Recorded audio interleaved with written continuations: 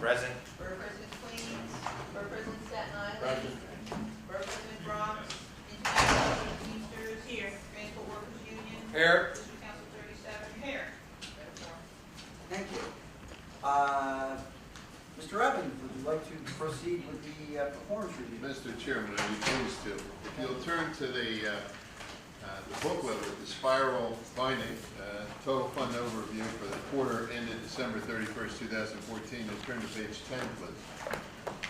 We can have a look at the performance of your portfolio during the second fiscal quarter, the last calendar quarter. As you can see, the portfolio is up 1.9% for the quarter, outperforming the policy index by 17 basis points. When you break that 17 basis points down, you can see we had a positive manager selection effect and a slightly negative allocation effect. In order to look at the details of that, we'll turn to page 13. And I'll focus on the selection effect. This is how did our managers do relative to the benchmarks that they were given. You can see there were a number of positives, including private equity and private real estate, catching up with the lagged results. Developed markets had a good quarter, as did domestic equities. And that was offset by slightly negative numbers in the fixed income side. But generally a positive quarter from a selection effect. If we turn to page 14, we can see how we're doing relative to other large public plans, 10 billion and up. And all the way on the left for the quarter, the total system was up 1.9%, as mentioned before. That was in the top 31% of the distribution. Pretty good showing for the quarter. As you look at longer time periods, the 3-year, the 5-year, and the 10-year, you can see that 31% is more in the middle of the pack. So fair to middle and over the long term in terms of public plans, but a good quarter for stock selection this quarter. I will turn it over now to the unit heads to go through the details for you so we can examine them in greater depth. May I make a suggestion? Yes, that, ma'am. These numbers are so tiny. A little bigger. Oh, the font? Get the font bigger? You're talking about on these pages? Yeah. No, on the, Page 13, John. Page 13. We'll do what we want, what we can here. 13's okay, we get it down to 14. Oh, 14's? 14's check. Yeah, we'll see if we can blow that up for you a little bit better. Thanks. Okay. John, can you make a note of that? See if we can. Sure. Yeah. Okay, good. No problem. I'll turn it over to John Mersberg, who will take you through the equities, and we'll go through the rest of the portfolio. Thank you, Scott. Over here. If everyone would please turn to page 19 in the spiral down book. That's the total domestic equity composite. Page 19. And you'll see that the composite was slightly ahead of the benchmark for the quarter. Moving on to page 20, we have the small cap composite. That was also a bit ahead for the quarter. Also some good longer term numbers. Moving on to page 21, the mid-cap composite, again, is close to the benchmark, which we would expect since it's an all-passive portfolio at this point. Moving on to page 22, the Russell 1000 composite was also close to the benchmark for the quarter, slightly under 4 basis points. On page 23, the Russell 3000 passive, again close to the benchmark as we'd expect for a passive account. The same is true on page 24 for the S&P 500 passive composite. And then on page 25, the total emerging managers composite. That one trailed the benchmark for the quarter. And then moving ahead to page 27. On page 27, we have the total international equity composite. That's composed of both developed and emerging markets. And that was ahead of the benchmark for the quarter. On page 28, we have the total for the developed markets composite, and that was ahead for the quarter. Moving on to 29, the active composite for developed markets was ahead of the benchmark for the quarter by over 100 basis points. And on page 30, we see that the passive composite for developed markets was also slightly ahead of the benchmark for the quarter. And then I'm gonna move ahead to page 37. Page 37 is the total emerging markets composite. And you can see that was slightly ahead of the benchmark for the quarter. Moving to page 38, you see the active composite part of that composite. And the active composite beat the benchmark for the quarter. While on page 39, you see that the passive emerging markets composite trailed the benchmark slightly for the quarter. Are there any questions on equities? Yeah, one question, John. Could you just briefly tell me the difference between the total, the one on page 28, which is total developed, and it says environment activist, versus total active developed, and obviously I don't know what passive is. So what's the environment activist? The environment part is there's one manager who was hired through an environmental RFP. It's generation. You can see their detail in the back. So it basically just adds in another piece of the active management. Thank you.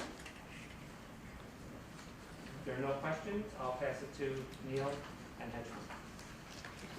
Morning. Mine is relatively quick compared to everyone else. It's page 40, the hedge fund returns, and I'm going to say something very similar to the last couple of quarters. You might have heard me mention before that I might sound like a little bit of a broken record, but the chart furthest on the right is the program since inception. And you can remember initially we were out of balance in terms of the strategies that we were invested in. So we slightly underperformed the one of the indexes and outperformed the other one.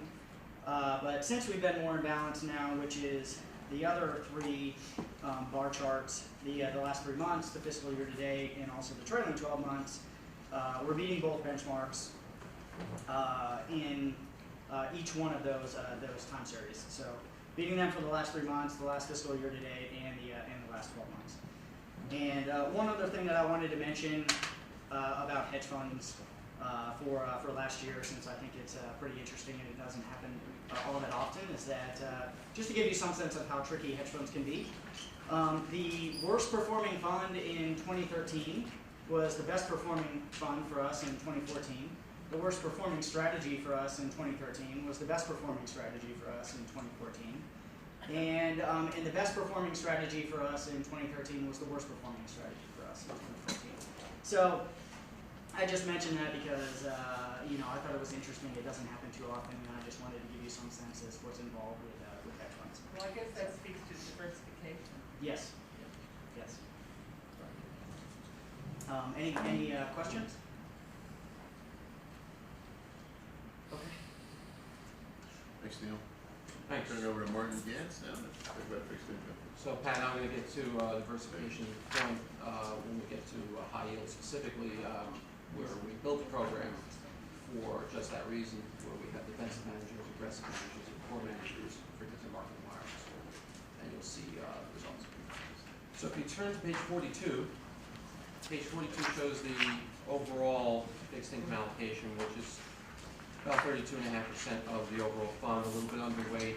Scott has been talking over the last several months about that underweight, and we'll be addressing that where we stand in January and a little bit after this, December, but it's not much different.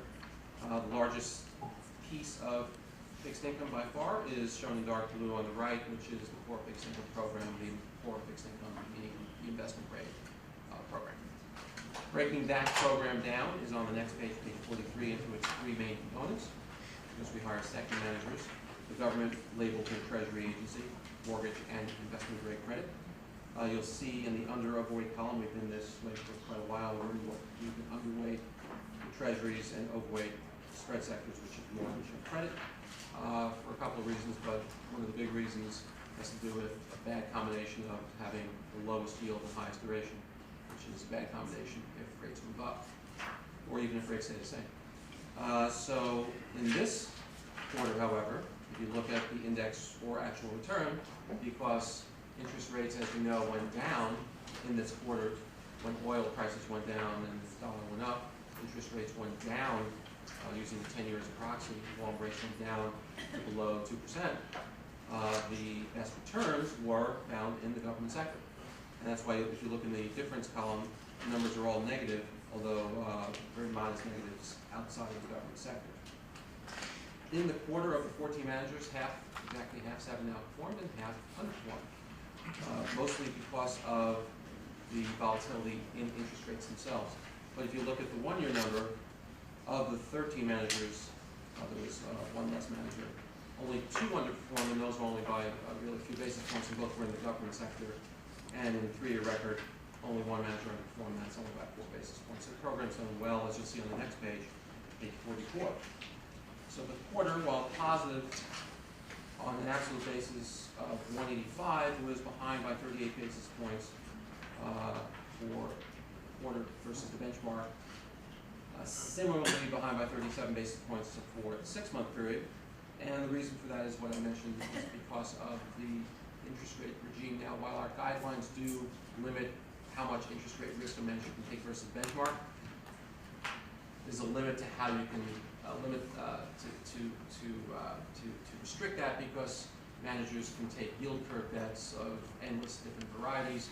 And while our guidelines do attempt to rein them in, because it's a fairly poor source of alpha to try to predict interest rates, because interest rates can move or not move for reasons that are unknown at the time that you're making the decision. Nevertheless, it can have an impact, and it did have an impact this quarter in the government and to a lesser extent in the mortgage sector. The 12-month number is quite strong at 769, and that's because rates went down, and the program has about a 6.5-year duration. Well, that was only 3 basis points ahead of benchmark. You'll see the longer-term results, while more modest returns on an absolute basis were well ahead, and that's important when you have modest returns to be ahead of the benchmark. And also, I'll note, we don't normally talk about this, the bottom line with the numbers, where it says standard deviation. Normally, historically, we've seen numbers in the floors close to 5. I mentioned volatility. It started to pick up a little bit. There's good volatility and bad volatility. But interest rates really haven't moved much, and when they move like this. They jolt up or down, and then they trade in the range for quite a while, and that's really held down the volatility. So if you take a look at the 3-year return of 420 versus a total volatility of 3%, that's a pretty good trade-off, and that gives you a very high Sharpe ratio, because the denominator is the volatility as measured by standard deviation. Core Plus is the next page, on page 45. That's LM Capital, one manager. They had identically similar issues with interest rates. That's why they underperformed for the 3 months of fiscal year to date. But long term, you'll see they outperform similar to the Core Plus file, which I believe we addressed in executive session last month. The next page is similar, page 46. This is Progress. This is our fund-to-fund managers. And the same exact thing happened there. Well, for the quarter fiscal year date, again, for interest rate reasons. But also in the longer term, they've done well because of good manager selection on their part. The next asset class is on page 47, which is TIPS. And you'll see the returns were roughly flat, 13 basis points behind, but the returns were negative 16 basis points in the whole, so flat for the quarter. Also 14 basis points behind for the fiscal year 6 months, negative by 2%. They were positive, also 14 basis points behind for the 1 year. 5-year number, they are positive by over 4% and ahead of the benchmark by a modest amount. And that was part of what we addressed, I believe, last month or the month before in our TIPS review. Page 48 is our high yield program. That's what I was hinting in my initial comments to Pat, based on what Neil said in hedge funds. So if you take a look at the quarter was down. Normally high yield, if equities are up, high yield will be up. And that's because there's a high correlation meaning on a relative basis. In other words, not negative correlations. It's not 90%, but it gets up there. But this was one of those cases where you had negative returns in high yield and positive returns in equity. Boring you with details, sometimes that can be an indicator of bad things to happen in the equity markets, that this is a leading indicator, but in reality what this was, that may in fact be the case, but what this was specifically related to was energy. Energy is a big part of the high yield market, and it was big enough that the overall index was negative by 81 basis points. We're behind that by 27 basis points, returning minus 108. If you look at the appendix, the interesting thing is in the quarter we had 8 managers, 4 outperformed, 4 underperformed. And while it's not perfect, the way we laid it out when we did the search in 2012, we defined defensive managers, poor managers, and aggressive managers. And in a negative market, it really shows. So the manager that is your most defensive manager, Shankman, outperformed the most. And that makes sense because they're the most high quality manager. So they wouldn't be reaching for yield, they wouldn't be reaching for credit. They would be finding, it's a bad euphemism, but this is known as junk bonds, the less junk you junk. And so the ones that are more likely to survive and have upgrades. Whereas other managers are looking for more yield, which means you have to reach down into lower quality within a band. Mark, can I just ask you a question on this page? Looking at the standard deviations, I noticed that the 3-year, the diversion from the benchmark is extreme, especially compared to the longer periods. Could you explain what that is? It's a mistake. So, you eat a lot. This happened last quarter also. We're working this out with State Street. This had to do with the numbers that they took in from the previous custodian. If you take a look, it smooths out over time. Yeah. But there's something not quite right that we're working on because it happens here or there, the numbers they took from the previous custodian. So, you're saying so that's just inaccurate? Right. Okay, thank you. The real number is more around 6%. 6% for the benchmark? Yeah.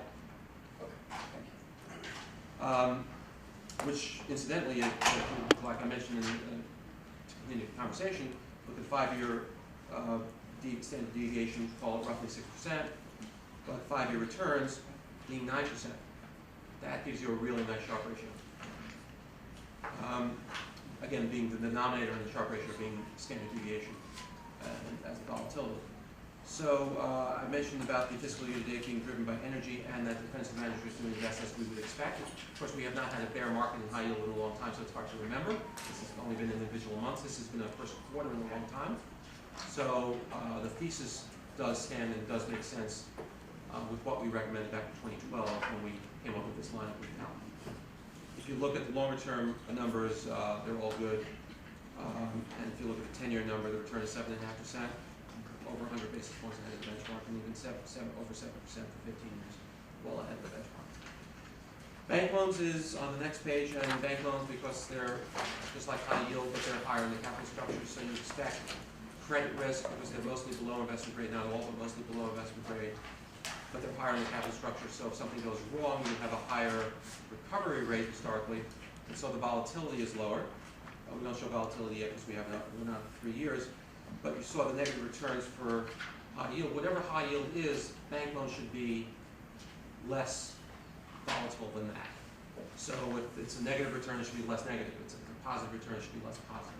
But that's the point of the diversification of bank loans within the overall high yield portfolio. And of the 5 managers, every one of them outperformed. In the quarter, you see the benchmark was negative, and we outperformed by 50 basis points. Similar for the 1-year period, we outperformed by 50 basis points, 52 basis points. And one manager underperformed, and again, that underperformance was not by much, just like in the 4+5. Convertible bonds, similar story. Page 50, we've been talking about this since we've had this program since 2009, since the market started in a rebound. That's why we have a second benchmark. So the standard benchmark is the blue benchmark, and the custom benchmark is the gray. Just to remind you what is the custom benchmark. The custom benchmark, because we have 3 different managers, and we have 2 different managers, and each manager has their own benchmark. So one is investment grade, and one is the overall convertible market.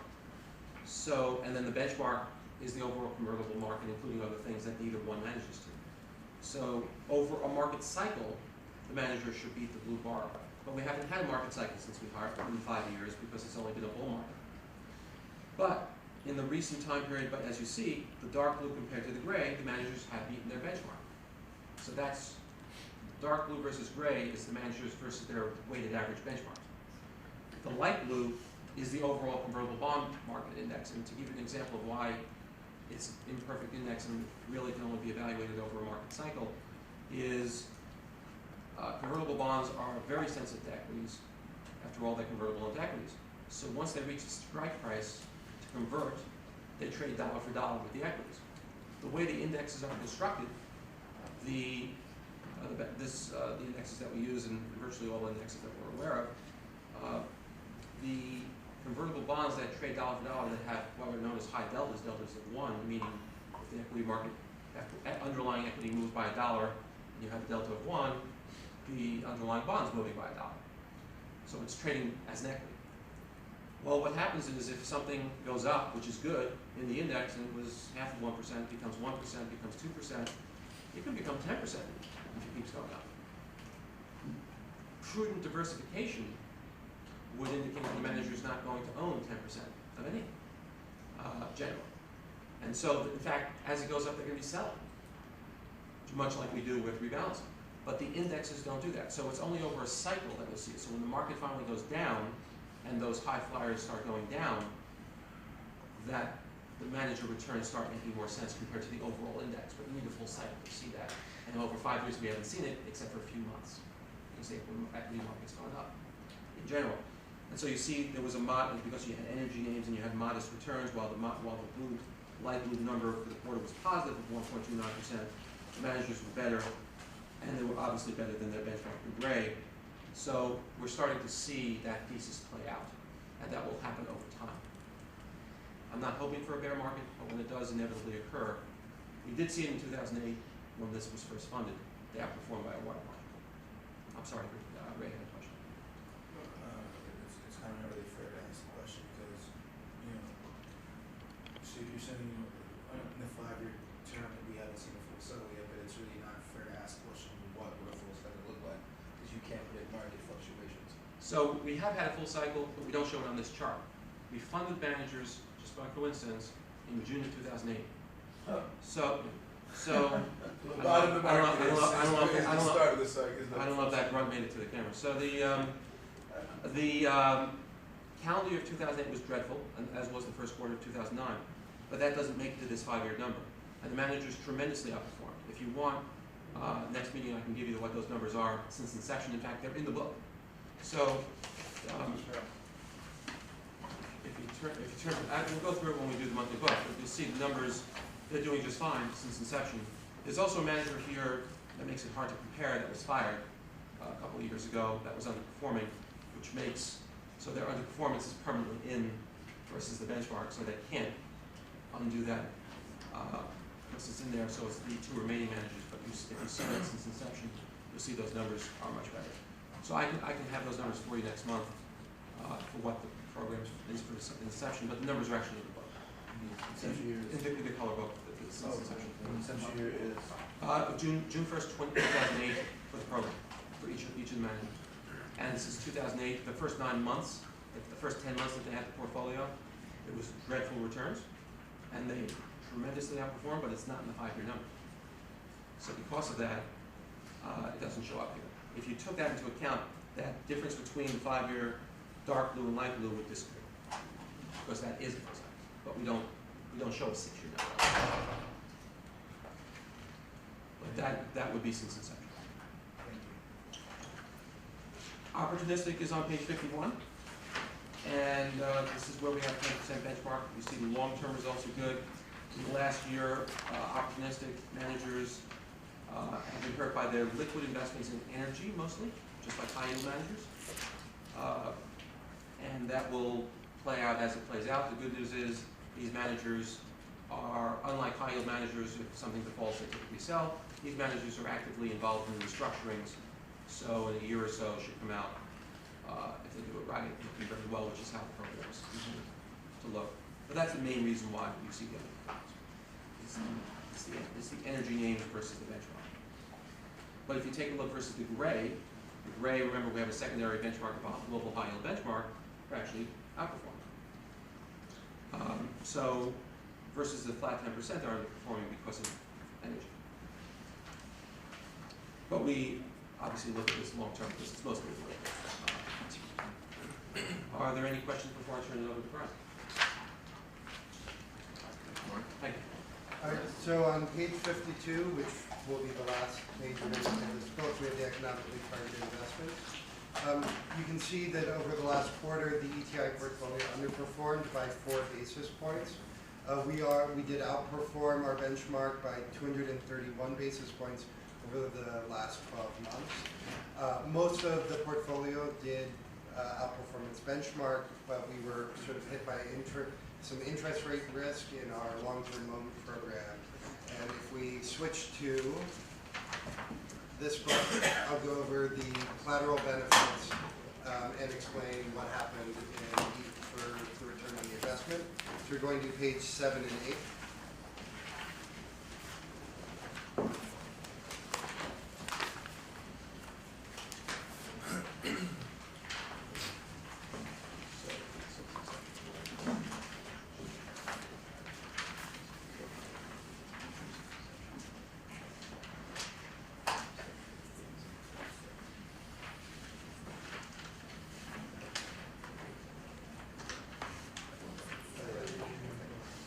So the page should look like this.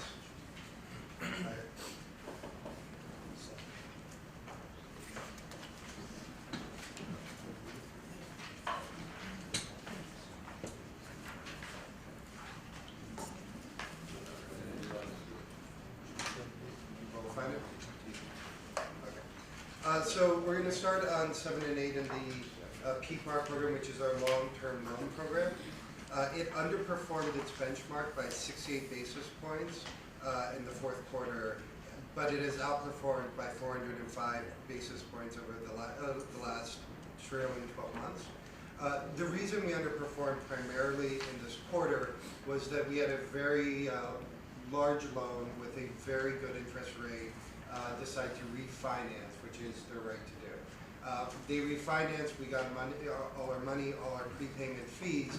Unfortunately, losing that high interest rate loan represented a reduction in our market value, which is where you're seeing the underperformance there. And it's one of the interest rate risks we have in these long-term loan programs. Not only if we close something that's too low will we get hit in our mark-to-market, but if we have a favorable loan that decides to refinance at a better rate, we will get hit then as well. And that's primarily what we're seeing there. I will note, though, there are some very positive things.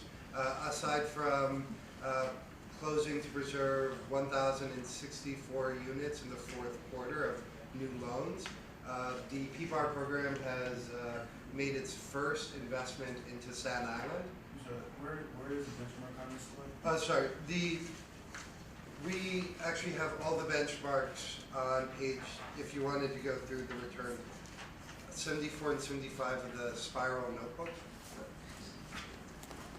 And I can,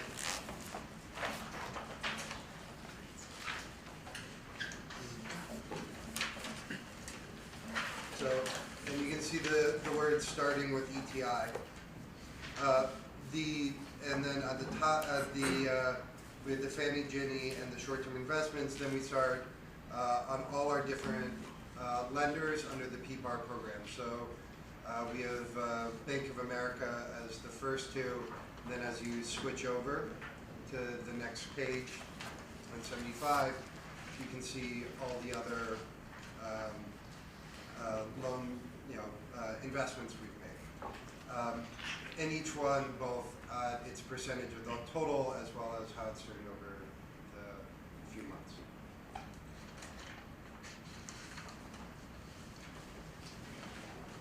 So 67 units on Staten Island, which is a first for the program, actually being able to provide affordable housing in that borough. So very worth noting. If we go to page 9 and 10, we have AFLO CIO HIT, where we report the collateral benefits, and you can see it if you want to see returns. It's page 75, AFL CIO Housing Investment Trust. The AFLO CIO HIT outperformed its benchmark by 14 basis points in the fourth quarter, and they're up 35 basis points over the last trailing 12 months. They were actually underperformed the previous quarter, so this is a significant positive. It's something we've come to expect from this investment, that they ultimately do beat their investment. And I will note that they also invested in 619 units in Long Island City as part of the Hunter Point Building A program. And then if we move to page 11, we have Access RBC, which does primarily our single-family home program. Access outperformed its benchmark by 44 basis points in the fourth quarter and 187 basis points over the last 12 months. Again, it's, if you want to see the returns, page 75 of the Spiral Notebook, Access RBC in between the PPAR and the AFLO. And I will note that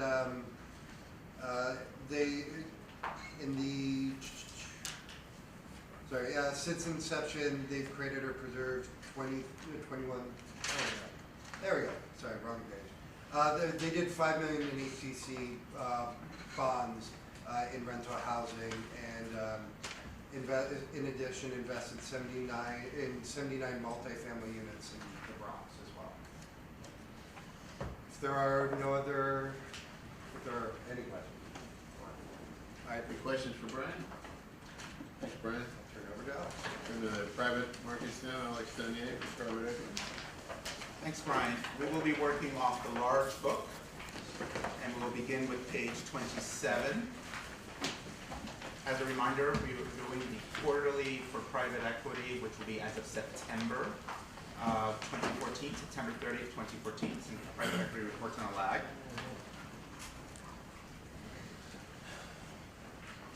So page 27 provides a snapshot of NYCERS active commitments and the overall portfolio performance. As of September of 2014, the PE portfolio had a market value of $4.1 billion, as you can see in that kind of second column from the left, which represented 7.7% of the total NYCERS planned assets for the quarter, and that's relative to a 7% target to the asset class, plus or minus 2%. Looking at the bottom of the performance summary table, you can see that as of the end of the quarter, NYCERS had $7.1 billion, sorry, the top of the table, $7.1 billion in active commitments, and that's across 88 general partners, GPs, and across 146 funds. Once again, market value $4.1 billion, unfunded commitments total $2.1 billion, resulting in total exposure to the asset class of $6.2 billion. Now we go to the bottom of that table, and you can see the portfolio's since inception performance. So the net IRR decreased slightly to 9.4%, and that's from 9.5% in the prior quarter. And if you look at the net total value multiple, remained steady quarter over quarter at 1.34 times. Now we will flip back one page to page 26 for some quarterly highlights. First of all, cash flow activity. During the third quarter, the portfolio was cash flow positive to the tune of approximately $47 million. And the portfolio has been cash flow positive in 8 out of the last 9 quarters.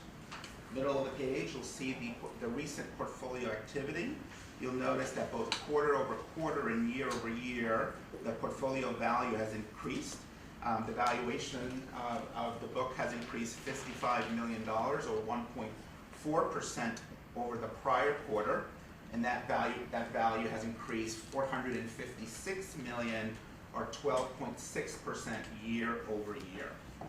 Now, looking at your new commitments, during the quarter or through the quarter, NYCERS closed on 1 commitment in the quarter and that was $125 million to Vista Fund 5. Now, subsequent through the quarter, through February 27th of 2015, NYCERS has closed on an additional $181 million in commitments. That's across 7 managers, 2 of which are core, 5 of which are emerging managers. Please turn to page 29. Here at the top of 29, you will see the portfolio's net returns presented over various time horizons against the public benchmark. Since inception, the portfolio has generated, once again, 9.4%, and that lags the program's public benchmark, which once again is the Russell 3000 plus 300, by 3.7%. On a one-year basis, the portfolio has generated 12.5% net return, net IRR, which is certainly strong on an overall basis. Nonetheless, it has lagged the public market equivalent, the public market benchmark, by 8.5%, given the underlying strength in the public equity markets in the last year. However, I would state that given the long-dated nature of this asset class, we believe the 10-year and the since inception figures are the most relevant. On the bottom of page 29, you will see the portfolio's performance broken out by strategy.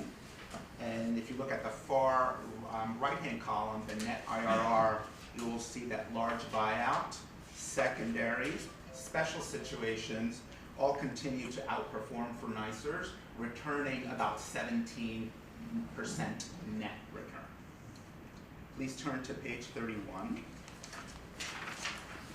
On page 31, you will see the portfolio remains diversified by strategy. Buyout, of course, continues to represent the largest exposure in the portfolio to private equity, with about 59% exposed to that strategy versus a target of 60 to 85%. And you should expect buyouts to continue to increase as we continue to commit to high conviction buyout managers. If you look at the bottom of that same page 31, you have a snapshot of the portfolio broken out by geographic focus, and that's the focus of the funds. And the portfolio is 2/3 exposed to North American focused funds. Now please turn to page 34.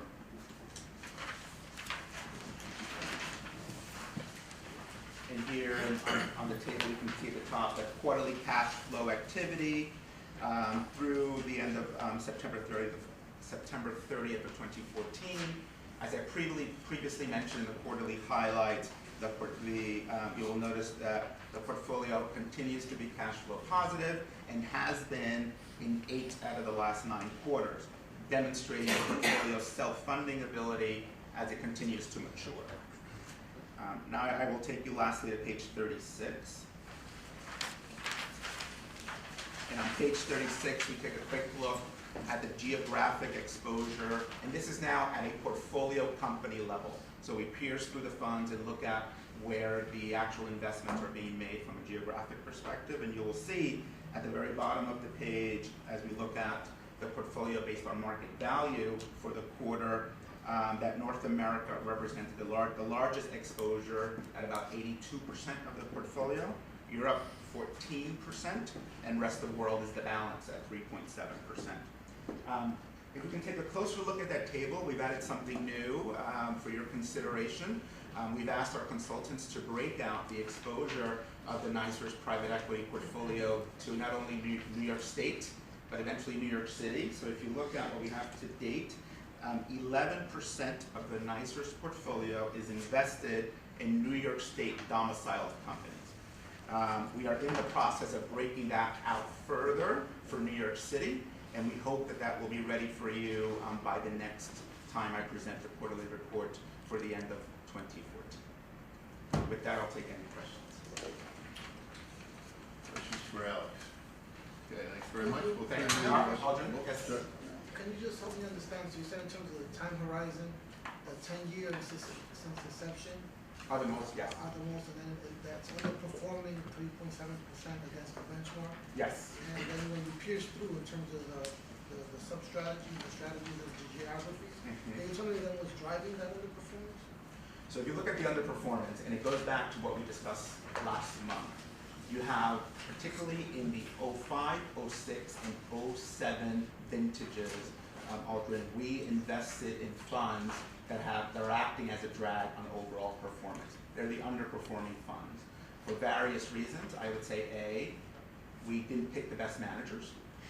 B, very difficult vintage year, as you know, heading into the financial crisis. Those have underperformed, and we also invested. If you look at our pace of investing during that time, we ramped up our pace of investing. So that creates an anchor on the overall portfolio. And you saw that last month we presented the bottom 15 funds. They came from this vintage year, and they act, unfortunately, as a drag on overall performance. What out years will we get out of that drag? If you look at our recent investments, so let's look at 2011 to date, in particular the 11 and 12, which I think are most relevant, because I think the other funds are just too new and still mostly in the J curve. You are starting to see very strong performance in your 11 and 12 as we are executing on the plan that we presented since, since I've been here and our consultants were hired. So I think you're seeing a lift in the Above portfolio. the benchmark for the same period of time? Yes, so we're seeing very strong returns, although I caution that it's still early, for the same reason I say that the 10-year and the since inception are the most relevant in private equity, since the long-dated security, we are starting to see some benefits there. I will tell you, if you go back to your earlier vintages, 01, 02, 03, very strong performance for some of your largest buyouts. So if you look at, for instance, and I have some of the names here, your Apollo, your Blackstone, your Landmarks, that we would have invested in 01 through 03, very strong performance. We had those middle tough vintages where we over-diversified a bit, that are unfortunately acting as a bit of a drag on the overall performance of the portfolio. Thank you. Thanks, Alex. Turn to Yvonne for real estate. Yvonne Nelson. Hi, good morning. We're going to continue in the whiteboard book. The real assets presentation starts on page 43, and from here on out, I'm going to be referring to the page numbers on the bottom because you really can't read the page numbers from the upper right. As you know, the allocation to real assets is 6%, and that allocation for the third quarter 2014 would equate to about $3.2 billion. In terms of the market value of the real estate assets you have in the ground, it's $2.4 billion. And as we kind of look at how real estate has performed over the past 12 months, certainly the recovery has taken hold. The fact that interest rates remained low is a big surprise, and it kind of boosted the number of transactions of properties that we saw changing hands. Has also had an impact on values. And so as I look back on the market value of the portfolio 12 months prior, third quarter 2013, it was it was 2.1 billion. So we've had an increase in value positively of 14%. Along with the market value of 2.4 billion, we have about 750 million of commitments that we have yet to fund. So overall, exposure to real estate is 3.1 billion. Petra will go over with you the performance of the infra portfolio, and together they comprise the real assets. As in terms of real estate, we have about 47 deals at this point, 34 managers hard at work, putting your capital to work. And in terms of how we have constructed the portfolio, we are looking to have a portfolio that's within a range of 40 to 60% of core and core plus strategies, and similarly a range of 40 to 60% in non-core strategies. And we'll talk a little bit later about how your portfolio is currently comprised. Your benchmark, as it stands today, is the NYCERS Odyssey benchmark. It's a time-weighted benchmark. It reflects investment activities within the core investment space. And as I just mentioned, your portfolio is comprised of both core and non-core. And to that end, we all agree through our IPS to assess 100 basis points premium. So the benchmark for the program is Odyssey plus 100 on an after fee basis. So if we go to the right, to the bottom of page 1, you can look at the performance of the NYCERS real estate portfolio versus that benchmark. NYCERS is the dark blue line, or just dark, because I don't know what version you do have. As you see for the quarter, the performance for the quarter was 2.6% versus 3.3% for the benchmark, an underperformance of 70 basis points. And similarly as to Alex's comment about private markets being a long-term play, certainly we do see the quarter kind of fluctuate up and down, but more importantly, as we look out to the right for longer periods, for the 1 year, we see our performance of 160 basis points. Similarly, in the 3 year, and if we kind of look at the 10-year mark, which is the bright line that we draw within the real asset IPS to look at performance, you'll see that the NYCERS real estate has outperformed by 3.2%. So this is a look at your portfolio on a time-weighted basis. On a strictly dollars in, dollars out, your IRR is 6.2% with a 1.3 times multiple. If we turn over to the next page, page 2, we look at how your portfolio is diversified by investment style. So you see the circle on the right, and it shows that your core plus portfolio is 41%, 40.9, and the remaining is 59%.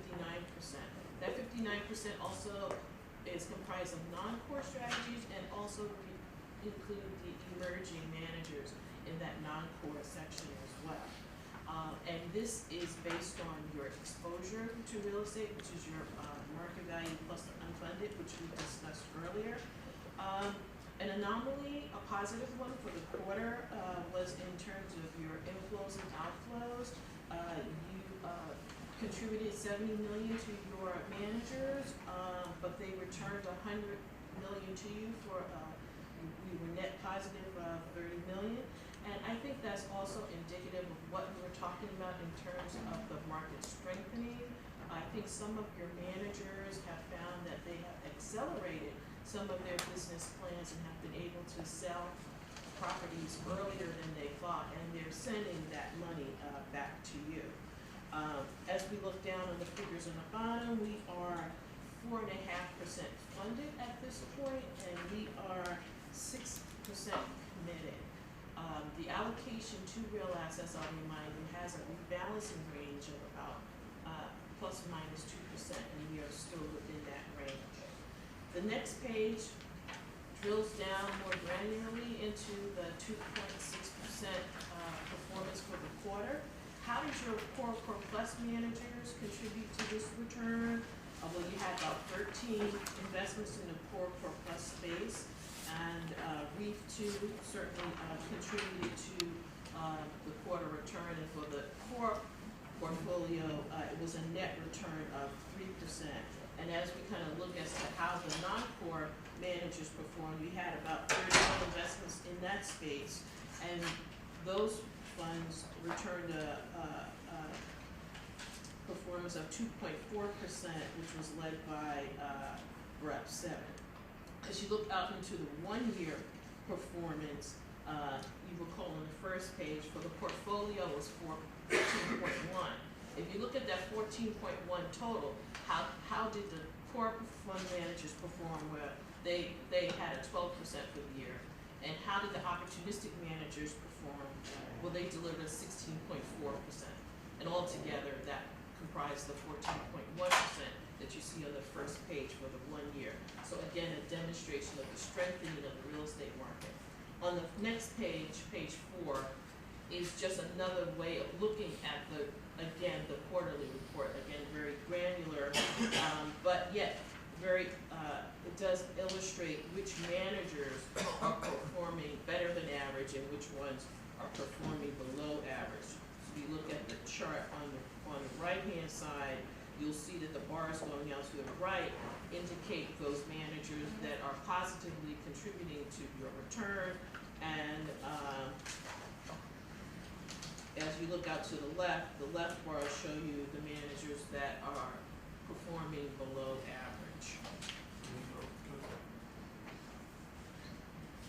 It's really the funds that are performing, right? Because you can manage all over the place. It's the funds. Yeah. It's the funds. So if you kind of, what it's trying to show you is for the quarter, and it gives you more information on the investments that outperform for the quarter. You'll see that there's, in the text boxes, there's little highlights on Blackstone 7, Carlisle 6, Blackstone 6 and 7, which were driving the returns for the quarter. You'll see that they are the top bars up at the top, pointing out to the right. Some of these funds at the bottom, though, aren't they kind of young to be included in those? As I said, it's a quarterly snapshot. It's just kind of drilling down into the quarter. There on page 9, you'll see the same presentation on a 1-year and a 3-year basis. And you're very right in terms of, you can't really kind of make a snap judgment on the quarter. And that's what I was trying to say when, I reported that the quarterly return was 2.6 versus the benchmark of 3.3. It's just a quarter. No, I mean, for some of these vintages, it was kind of young to even look at them. Yeah. That's all I'm saying. Oh, Some of yeah. Some of these vintages at the bottom, Yeah. they're so early in there. I think you have to kind of like take the whole thing in context, right? It's an exercise. Certainly, as you kind of look at those 2 pages, the pages that kind of broke out the return from core plus, and then the non-core. I think what's important is to kind of pick up the trends. You don't want to make a judgment on a quarter, but if you see the same investment sponsored by the same manager always at the top, and you see, conversely, a set of funds sponsored by managers that are always on the bottom, I think that kind of gives us directionally where our next dollar is going. So, as we turn to page 5, we'll take a look at diversification of the real estate portfolio by property type and also by geography. The dark lines represent the NYCERS portfolio, and the lighter bar represents the core benchmark. This is really kind of like a tool for us because, the fact that our portfolio is both core and opportunistic, they're never going to match up, exactly, but it just kind of gives you a sense of,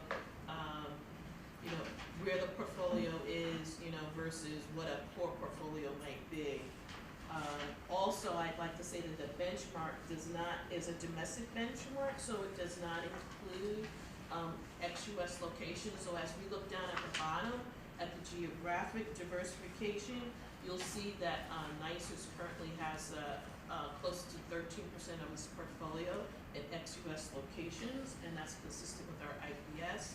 Also, if you look all the way over to the left, to the northeast bar, you'll see a triangle there that indicates that the NYCERS portfolio is invested 13.6% at this time in the New York MSA area.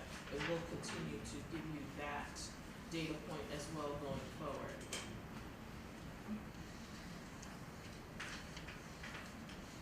And, just to top things off on page 7 is just a snapshot of the portfolio from a compliance perspective and the metrics that we consider to be important, vis-a-vis our IPS. And at this, for this particular quarter, the program was fully compliant. Any questions? Okay, we'll turn it finally to Petra Nikolova to cover infrastructure.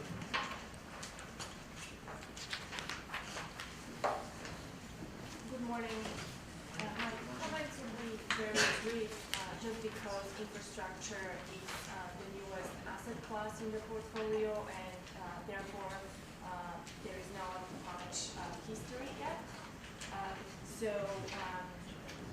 Since inception, which was approximately 2 years ago, NYCERS has committed $195 million to three top tier infrastructure funds. These investments are all in core infrastructure, as defined by the IPS. The infrastructure portfolio was funded at 25 million, which leaves 175 million of commitments unfunded. Again, it's still very, very early in the portfolio construction and investment stage. The performance to date has been good, but again, it's a very limited data set. So the net return was 8.2%, which is above the benchmark. The benchmark is CPI plus 4.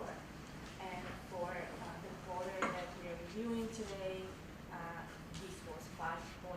So net was 8.2 versus a benchmark of 5.9. These are the prepared remarks that I have. Anyone has questions? Okay, thanks very much, Petya. That concludes our quarterly report for you for the fourth calendar quarter of 2014, the second fiscal quarter. We have in the monthly book here the results for January. January was a down month for the market. As you may remember, February, of course, reversed that trend.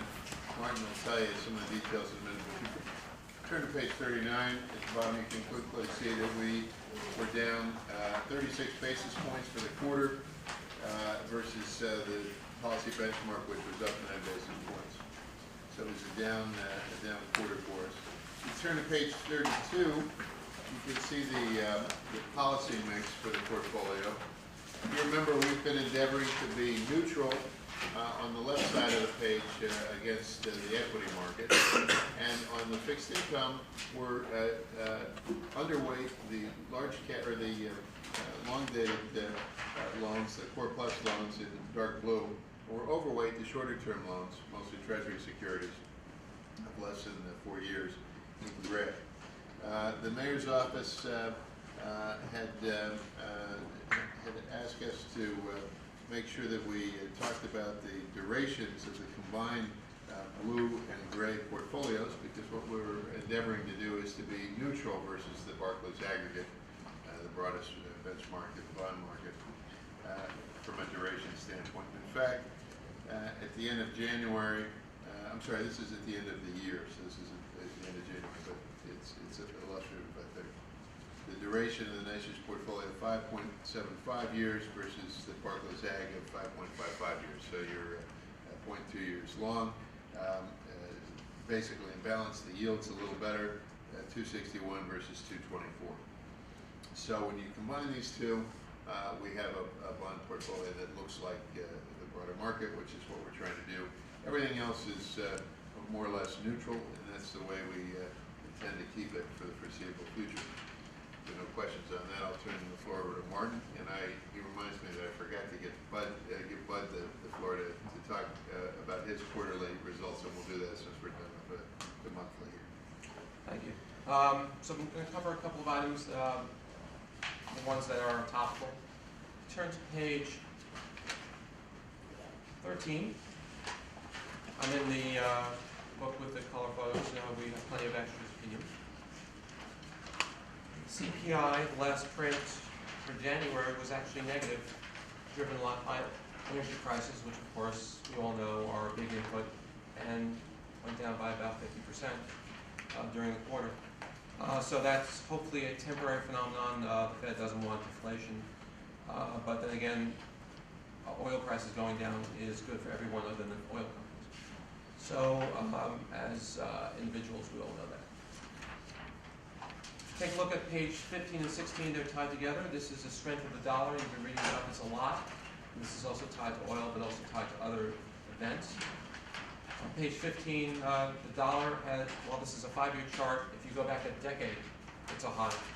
It's a 12, 13-year high, and it's even higher now. And then on page 16 is the dollar versus the euro. The euro is even lower than it is now. It's going towards what we call parity, which is 1. the euro is less than 20 years old, and because the market is finally, it's hard to say why with currencies, why happens now versus, I mentioned this before, if we knew this same exact set of facts a year ago or 2 years ago, why didn't it happen 2 years ago?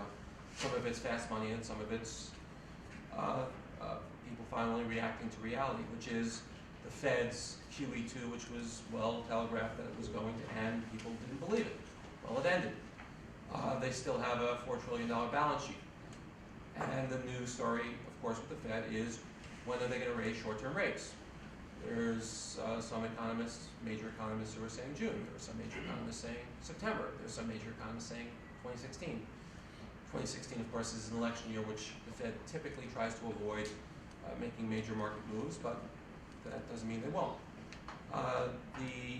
So the issue is, in the U.S., we're growing. GDP is growing, slower than we would expect it, but we're growing. In Euroland, GDP, depending on the area that you're talking about, is either flat or negative. So the stronger areas, such as Germany, are supporting the weaker areas. The question recently that came up, that's been in the news, is will Greece exit the euro? Greece is a very small part of the euro, so if they exit, what's the problem? Well, if you remember back in 2010 and 2011 and 2012, the market didn't take very kindly to it. There was huge volatility about that, primarily because banks own a lot of Greek debt. A lot of that's been restructured.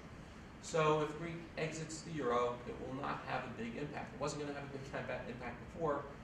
So what's the issue? Well, the issue is, well, if Greece exits the euro itself, it's a precedent. So you have other countries, important countries, like Italy, like Spain. What happens if they exit? What happens to the entire structure? Because once you have a precedent, you have concerns.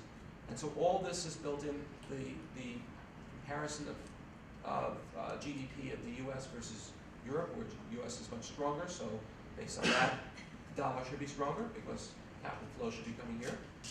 But you also have the structure of the euro itself. And while it is Greece, driven by Greece, which is not a big deal in Europe, it's a precedent for other things that are just simply unknown. And that's part of what's driving that, in addition to the fundamentals of the fact that interest rates in Europe are low. If interest rates are low and growth are low, and they're starting their QE program, we know it's going to be low for a while, whereas in the US, rates are higher. If an investor is looking at all things being equal, if the ratings are the same and the risk is the same, which it's not, but if they are, would I invest in something stronger, something weaker? The answer is something stronger, which is the US. So the dollar has strengthened. There are other factors involved. The currency is very complex. But that's why you see the charts on page 15 and 16 as far as the strength of the dollar. Can I ask a question? Do we employ hedging on international fixed? And if so, or if not, either way, could you just describe the impact of this move and the continued descent of the euro on our international fixed portfolio? So I can talk about fixed, but I'll also mention equity. So most of what we have in non-US dollar denominated is in equity. And the reason for that is because of the law. The law, New York State law, for it to be a legal investment and not to go in the basket, has to be denominated in US dollars. There's certain exceptions for certain Canadian dollars. With rates so low, it's a bad use of the basket. So we do not have a global fixed income portfolio. We do have pockets of areas where we allow things. And those, so for instance, tips. We allow managers, active managers and tips to invest in developed market. So you have UK linkers, Japan inflation-linked bonds, French inflation, sovereign inflation-linked bonds. We require that they hedge in those cases in public markets. When we get to opportunistic fixed income, it's the definition of opportunistic. But I can tell you, for our strategic partnerships, if, and this clearly is the case, when something goes down by 20% or more, the manager can return 20%. So they get an incentive. The way we've written our documents in our strategic partnerships, not the fund documents, is that in dollar terms, we have to have a profit. So if they didn't hedge and they made money, but the currency undid because the currency weakened, and so the 20% goes back down to zero, we don't pay incentive fees. so it's based on the dollar. So it's a very small part of what we have overall in fixed income, primarily because of the basket. Until the basket law changes, it's just simply a bad use of the basket. As far as equity, it's up to the managers. And as Martin pointed out, most of our exposure, currency exposure is in equities. And typically, the managers run unhedged international managers. And in fact, when you study it, the long-term expected value of one currency versus the other is zero, and the currency exposure in international equity markets is part of the diversification or the lack of correlation between returns. So you're picking up some value. And so our benchmarks are unhedged as well. And the managers are generally hired because their ability to pick stocks. Yeah. And if you look at this recent downturn, the international markets, while in euros are up tremendously, even in dollars, they're up.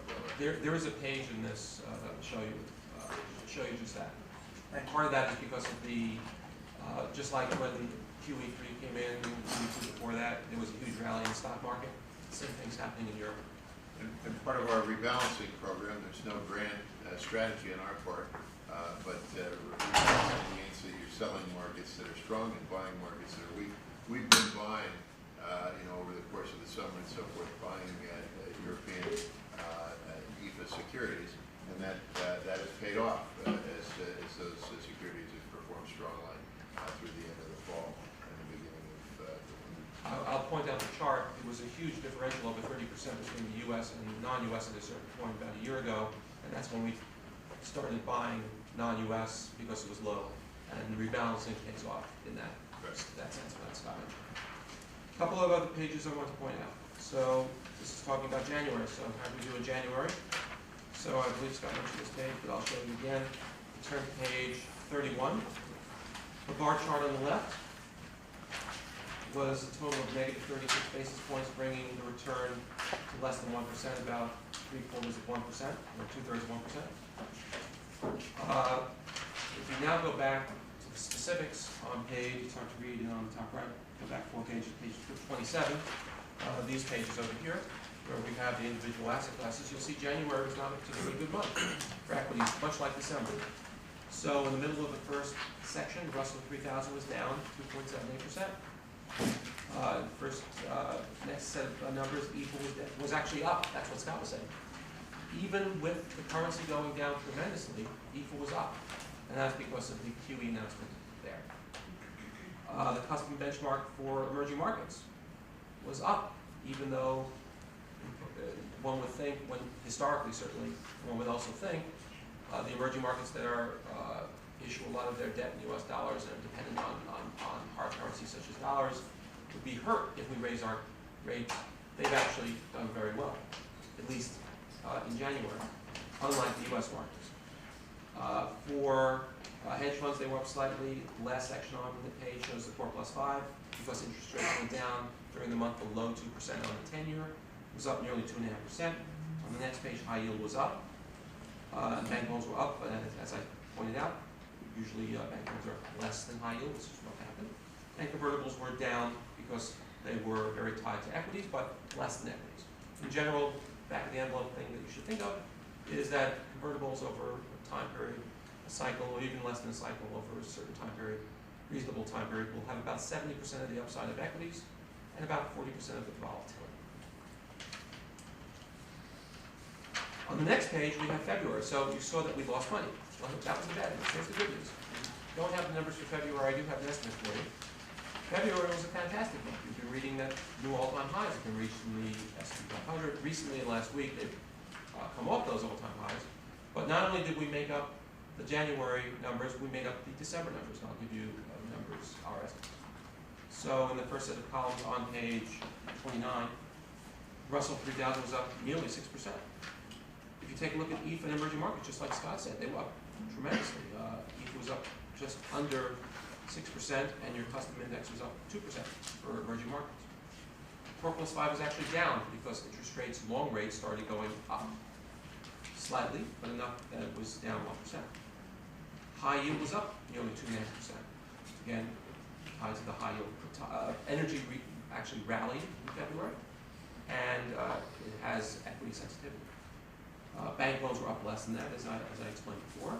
Tips were down because of the duration, much like the 4+5. And convertibles were up about what I described, less than the equity market, but up strong. So overall, the numbers that we ran, just to give you an idea, we ran as of a couple of days ago. When you see February, you're going to see numbers that are up in the 2 to 3% range total for the fiscal year. So you're halfway there in just 1 month. As far as the market value, well, let's turn to that page. So we have a page that shows the 12-month set of market values, data points each month, and then we have the next page that shows fiscal year going back 10 years. So if you take a look at page 37, the market value was 53,405. I can tell you as of in February, it would have been above 54, so it would have been near an all-time high. The all-time high was back in the summer, last summer, 54,250. We came close to that in November. We'll get the numbers. We don't have the February numbers yet, but it'll be very, very close to that. As far as the 10-year return on the bottom of page 38, you see it's just shy of 7%. Next set of numbers or pages, starting on page 39, are a summary of the programs as well as each individual manager. Unless you have questions on each individual manager, that was the end of my prepared remarks. Thanks very much, Martin. I neglected to let Bud give Calling's remarks about the quarter on our public asset classes, which is what Callan advises you on. And so let me turn it over to Bud to give Calling's report. Thanks, Scott. Our report starts in the big book on page 73, but if I could draw your attention to just a few highlights that I'd like to make, since we did go through a lot of detail on each asset class. We can turn to page 80. And before I do that, let me reintroduce Tom Shingler, my colleague, who has rejoined Callan after 2 months away from us. He decided that he couldn't stand being away from Callan, and we were happy to have him back. So it's great to be back as of yesterday. And he's dressed appropriately. Yes, like me. So on page 8, I know we went through the total fund numbers Scott did versus the Wilshire database, the Tufts database, but on page 8, well, 8 on my bottom right, but 80. Sorry, 80 is a big book. Here we are showing the NYCERS total fund return versus the Callan database of large public funds. This is only public funds above 10 billion. It doesn't have endowment foundation that the Tufts universe also includes. So it's a little bit more apples to apples, and what you see is that your numbers, your rankings improve. I think for the most part they were more like the median in the Tufts universe, and here they go up to the 20th and 35th, 38th percentile. So good long-term numbers for the total fund against your peers. And what we do on the next page is we asset allocation adjust them. So we say, well, what if everybody in the universe had the same asset allocation as NYCERS? How would the performance look versus the peer group? And your numbers actually improve in all cases except, except the most recent time periods. So that's saying that your implementation, the managers themselves are doing a very good job versus peers. Just a question on the universe.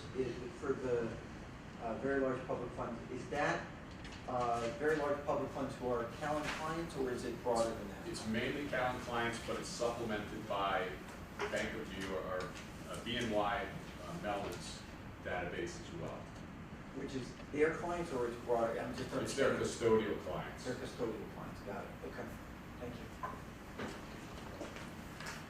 And then if I could draw your attention to the next page where we look at the total fund peer comparisons on an annual basis, year by year. And you can see that's been relatively consistent. You've ranked above median in each of the last 7 years. So pretty consistent performance versus your peers. And then the risk-adjusted numbers at the bottom of the page reflect 10-year performance. And your risk statistics are pretty much either below median or about median. Your standard deviation is 10.87, which is slightly below median. The beta is 0.94, slightly below median, slightly below the market. And then your downside risk and tracking error are also relatively low versus peers. So in lieu of going through each asset class like BAM staff did, I'll open up any questions on that. Okay. Hearing no questions, I think we are at the end, Mr. Chairman, of our topics for the public session. Thank you very much. So I think a motion would be in order to go into executive session. So moved. Is there a second? Seconded. All in favor? Any discussion?